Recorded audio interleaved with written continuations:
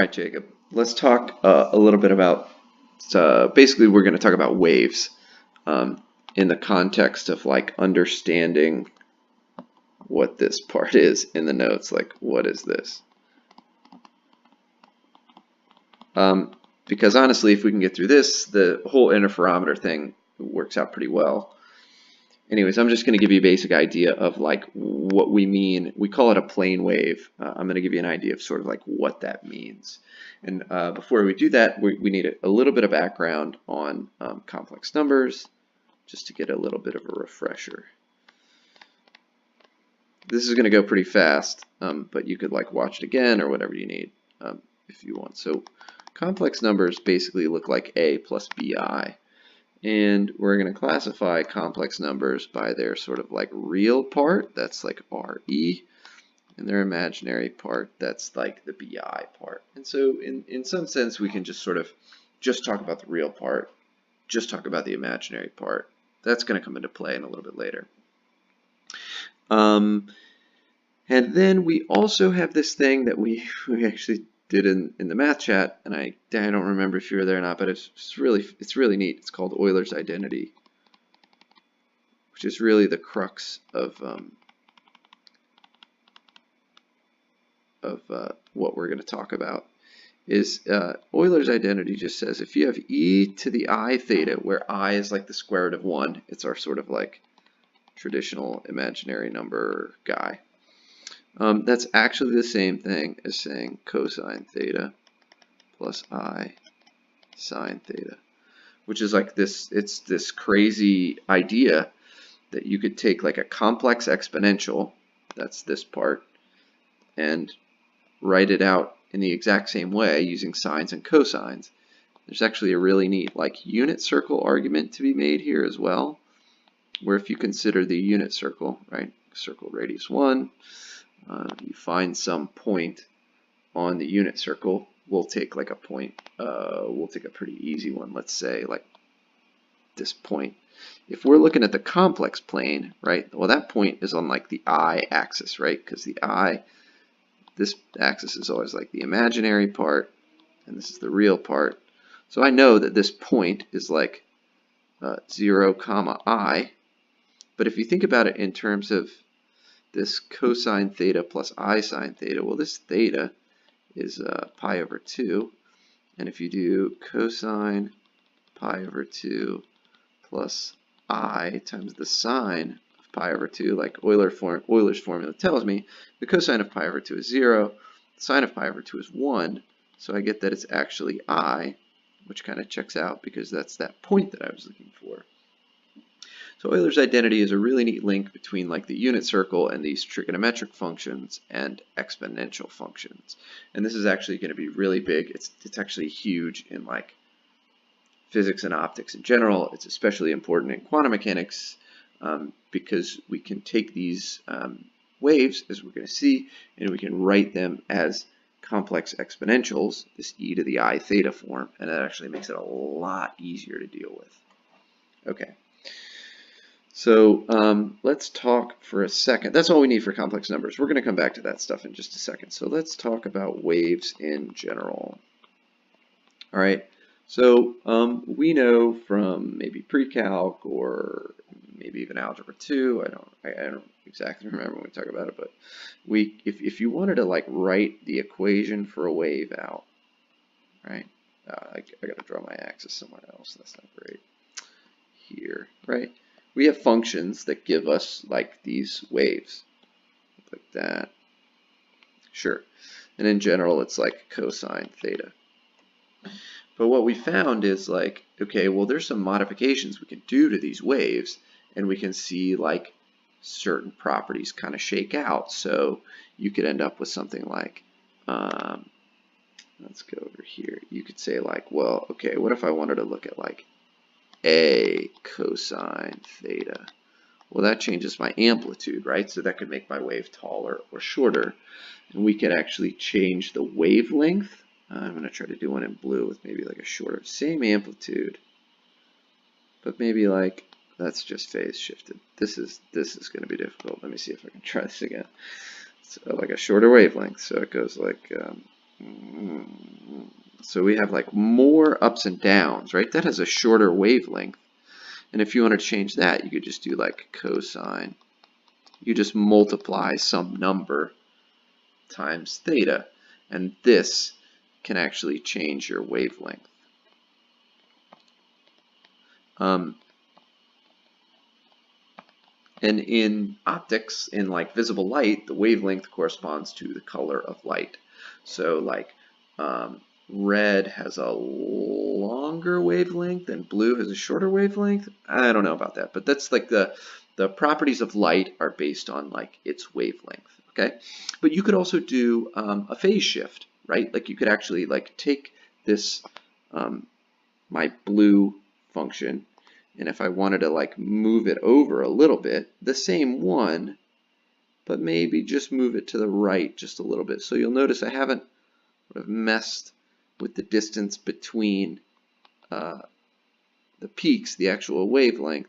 But let's say I wanted to move it over. I'm going to use the word W. Then I could actually just write this as like cosine. I still have my wavelength change, and then I could say, okay, plus W.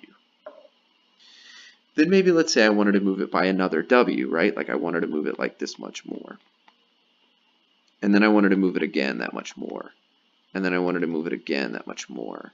I could actually make W like get bigger sort of continuously with time.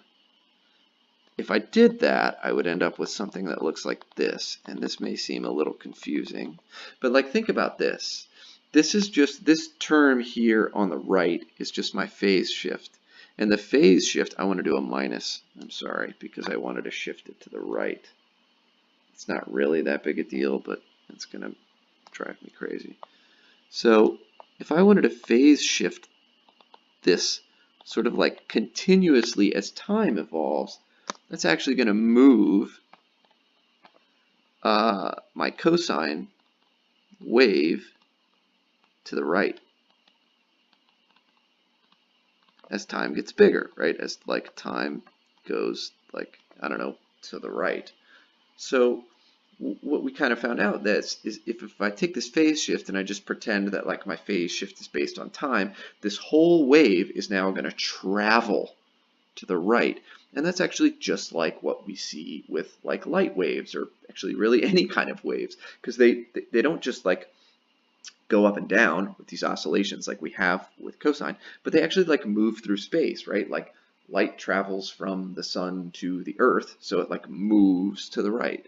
So in physics, if we want to actually represent like a wave that moves in time, we need this sort of like time-based phase shift. This is actually an omega, it's not a W. That's omega t. And that sort of like gives us the movement that we want. And the final last piece is like, let's say I wanted it to start at some other phase shift. So like maybe it didn't start at exactly 0. So I would say k0 minus wt omega t plus, we'll just say some initial phase shift. So we'll just say it started like this far away from the axis. This gives me my movement, and this is my wavelength, right? So this sort of characterizes a wave that moves to the right. This is my move to the right part. Starts at a certain point, that's like a fixed phase shift, and has a particular wavelength. So this is really everything you need to know about light, or a wave in particular, but a wave in general, but a particular particular light if you want it. Now I'm going to switch my variables from theta to x, if that's okay. So now I have this equation, and it looks like cosine. I'm going to put an A out here because let's say I wanted to mess with the intensity of that light, the amplitude. I have kx minus omega t plus like phi. It's sort of a long story, and the video is running a little bit long, so we're going to get to the point. If you have two waves that hit each other, they actually just add. So they like add to each other. So let's say I had another wave that was like b cx minus rt plus like this one. I need a cosine in there. Okay. And the issue is, if you want to add these things together, this is like exceedingly difficult to do. I actually don't like, that's very, very hard to do because they have different, say, frequencies, they have different rates of traveling through time, and then they have this different initiative. This is very difficult to do. But what's not difficult to do, if you say, well, I know that e to the I theta is really sort of like cosine theta plus I sine theta. What I could say is that the real part, right, because I only want the cosine part, of a cosine kx minus wt plus some phase shift is really just a, and now instead of writing cosine of all of this junk, I can say e to the I times kx minus omega t plus some fixed phase shift. And that's a big step because now if I have two waves, and again, I really don't want to draw it out because it's getting longer than I wanted to. If you have two waves, like say A and B, if you write them as complex exponentials and just consider the real parts, this is much, much easier to combine them because they have a common base. Sure, they have like some multiple of each other, but it's actually way, way easier to figure out exactly what's happening. Okay, just a little bit of housekeeping that I want to do, and then we can actually really get it out. This, sort of like by exponential rules, I could write it as like a times e to the I. How did I write it in the notes? Let's see here. E to the I kz. Sure, that's great that I'm using it. Great. E to the I kx minus I omega t. So I just distributed my I through there. And then I have like plus I phi. Okay. Well, if I use exponent rules, this is like a e to the I phi e to the I kx plus minus I omega t.